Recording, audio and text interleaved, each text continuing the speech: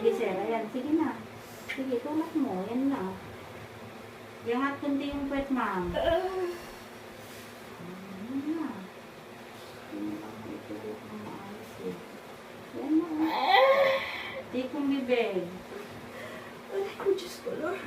Kaya mo yan. Iangat kunti yung puwet. Hindi natin digaan na.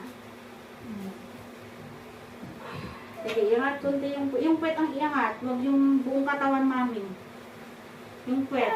Tignan mo ako. Ganito yung puwet ko. Iganon mo yung puwet mo, ha? Sobrang taas yung higaan niya. Baba mo. Sige naman.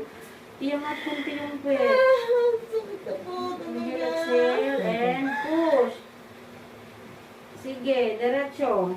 Yan. Sige, tulak mo pa.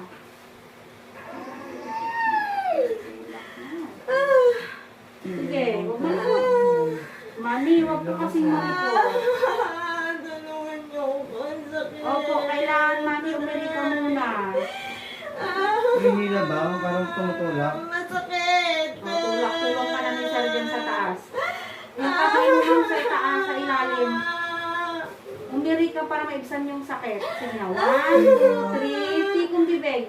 Sige, sir. Ano mo ngayon sa ano niya? Palabas dito. Sige na. 1, 2, 3. Ayan. Sige pa.